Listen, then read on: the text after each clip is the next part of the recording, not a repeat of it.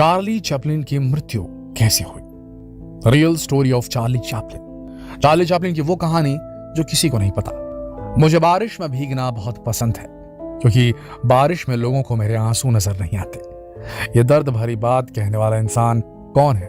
कुछ अंदाजा लगा सकते हैं आप? नहीं लगा पाए ना, क्योंकि ये वो इंसान है जिसने सारी जिंदगी लोगों को केवल खुशियां ही बांटी, जिसकी हर अदा पर लोग ठहाके लगाने पर मजबूर हो जाते थे। जी हाँ, हम बात कर रहे हैं दुनिया के बेस्ट कॉमेडियन और actor the legend Charlie Chaplin की। उनके हंसते मुस्कुराते चेहरे को देखकर कोई अंदाजा भी नहीं लगा सकता था कि इस इंसान ने अपनी जिंदगी में कितना दर्द देखा है। पूरी दुनिया को खुशियां बांटने वाले चार्ली की जिंदगी काफी संघर्ष भरी थी। अगर आप भी चार्ली चैपलिन के फैन हैं तो वीडियो को लाइक जरूर कर दीजिएगा और अपने फेवरेट कॉमेडियन चार्ली के बारे में ज्यादा से ज्यादा जानने के लिए वीडियो अंत तक जरूर देखिए।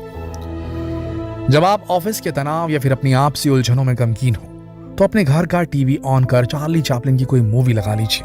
टीवी स्क्रीन पर एक शख्स काला कोट और टखनों तक ऊंचा पैंट, सिर पर काली टोपी सजाए, चेहरे पर छोटी मूंछें रखकर बिना कुछ कहे अजीबो गरीब हरकत करता दिखाई देगा। हम चैलेंज करते हैं कि भले ही आप कितनी भी टेंशन में क्यों ना हो, 2 मिनट के अंदर आपके चेहरे पर मुस्कान आ जाएगी। ये जलवा चार्ली चैपलिन का है, जो खुद दिल में दर्द छुपाकर लोगों के चेहरे पर मुस्कान लाने का काम करते थे। चलिए आपको चार्ली चैपलिन के जीवन के संघर्षों के बारे में बताते हैं।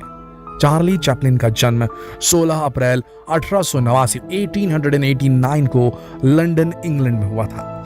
उनकी मां का नाम हाना चैपलिन, पिता का नाम चार्ल्स चैपलिन सीनियर था। उनके माता पिता संगीत हॉल में काम करते थे। उनकी मां स्टेज पर गाना भी गाया करती थी क्योंकि उनकी आर्थिक स्थिति ठीक नहीं थी। बहुत मुश्किल से घर का गुजारा चला करता था। एक दिन गाना गाते गाते अचानक हाना का गला खराब हो गया तो दर्शकों ने हुटिंग शुरू कर दी। बदहवास सा मैनेजर भागा भागा हाना के पास पहुंचा और उससे झगड़ा करने लगा। तब 5 वर्ष का चार्ली स्टेज पर पहुंचा और उसने कहा कि वो गाना गाएगा। पहले तो मां ने मना किया, लेकिन फिर कोई चारा ना देखकर उन्होंने उसे गाने की परमिशन दे दी। अब चार्ली ने गाना गाना शुरू किया। उसने गाने के लिए जैक जोन्स का गाना चुना था। अभी चार्ली ने गाना आधा ही गाया था कि स्टेज पर पैसों की बौछार होने लगी। ये देखकर चार्ली ने गाना गाना बंद कर दिया और बोला, पहले मैं पैसे उठाऊंगा फिर गाऊंगा। उसके कहते ही पूरा हॉल हंसी के ठहाकों से गूंज उठा। इसके बाद तो चार्ली ने डांस भी किया और अपनी मां की मिमिक्री भी की। और उसी दिन चार्ली एक बात समझ गए कि दुनिया आपके गम में शरीक नहीं होती, बल्कि वो आपके गम पर हंसती है। आगे चलकर चार्ली ने अपनी इसी मजबूरी को अपनी ताकत बना लिया। उनकी फिल्मों में वो अक्सर गरीबों की जिंदगी पास से दिखाया करते थे और लोग उस पर ठहाके लगाते थे। चार्ली जब बहुत छोटे थे तभी उनके माता पिता अलग हो गए।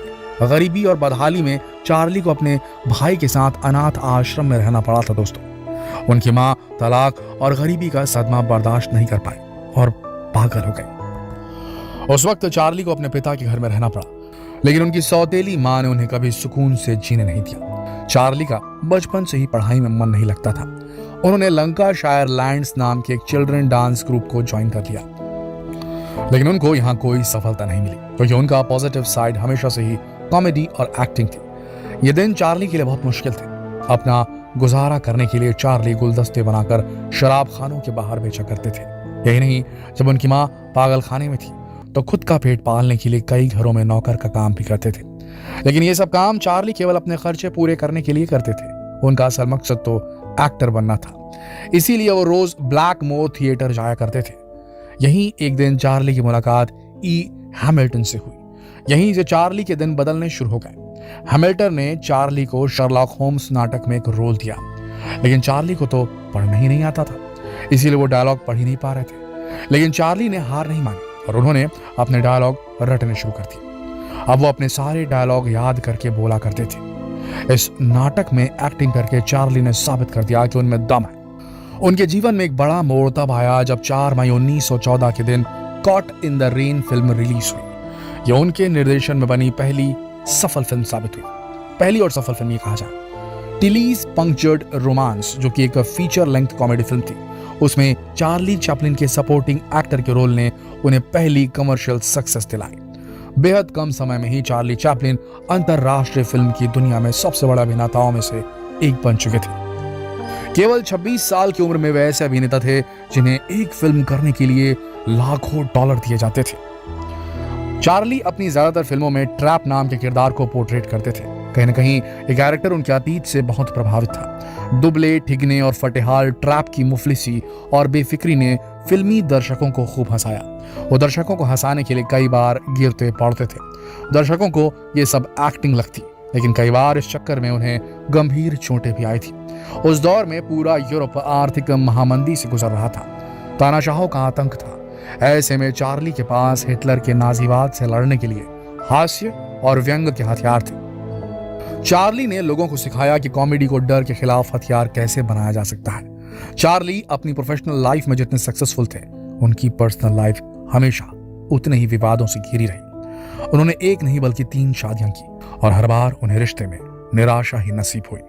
उनकी पहली शादी सन 1918 में 16 वर्षीय अभिनेत्री मिल्ड्रेड हैरिस के साथ हुई और इस शादी की वजह हैरिस का शादी से पहले प्रेग्नेंट हो जाना था। चार्ली चैपलिन अपने शादी से बिल्कुल भी खुश नहीं थे। केवल 2 साल बाद ही 1920 में दोनों का तलाक हो गया। इसके बाद चार्ली ने एक्ट्रेस लीटा ग्रे से शादी की, लेकिन इन्होंने उन पर घरेलू हिंसा का आरोप लगा दिया और इस बार फिर कुछ ही दिनों में उनका तलाक हो गया। आखिरकार सन 1943 में 18 वर्ष की युवती ऊना ओ नील से शादी की और उनका ये विवाह सफल साबित हुआ। अपनी आखिरी film a countess from Hong Kong के बाद चार्ली चैपलिन की तबीयत खराब रहने लगी। सन 1977 के बाद वे शारीरिक रूप से बेहद कमजोर पड़ गए थे। काफी समय से बीमार चल रहे चार्ली चैपलिन ने अपने अंतिम समय में किसी से भी मुलाकात करना बंद कर दिया था और आखिरकार 25 दिसंबर 1977 के दिन उनका देहांत हो गया। चार्ली चैपलिन महात्मा गांधी के बहुत बड़े प्रशंसक थे। उन्होंने गांधी जी से मुलाकात भी की थी। इसके अलावा उन्होंने जवाहरलाल नेहरू और उनकी बेटी इंदिरा गांधी से भी मुलाकात की। दोस्तों, जब चार्ली चैपलिन एक्टिंग करते थे तो वो उस कैरेक्टर में इस हद तक डूब जाते थे कि लोग भूल ही जाते थे कि वो चार्ली को देख रहे हैं या उस कैरेक्टर को। हर इंसान उनकी कहानी से खुद को रिलेट कर लेता था। वे अपनी फिल्मों में इतनी सटीकता और गहराई इसलिए ला पाते थे क्योंकि उन्होंने अपने जीवन में बहुत कुछ देखा और सहा था। वह हर एक किरदार को अपने जीवन की सच्चाई से जोड़कर लोगों को परोसते थे, जिसके कारण ही कम समय में ही उन्हें बड़ी सफलता प्राप्त हुई। दोस्तों, क्या आप भी चार्ली चैपलिन के फैन हैं? अगर हाँ, तो आपको उनकी एक्टिंग में क्या चीज सबसे अच्छी लगती थी, ये जरूर कमेंट करके बताएं और ये वीडियो जरूर शेयर करें फेसबुक पर, व्हाट्सएप पर, यूट्यूब पर। कल फिर मिलते हैं एक और दिलचस्प वीडियो में। तब तक के लिए आप सबका इस वीडियो के अंत तक बने रहने के लिए दिल की गहराइयों से धन्यवाद।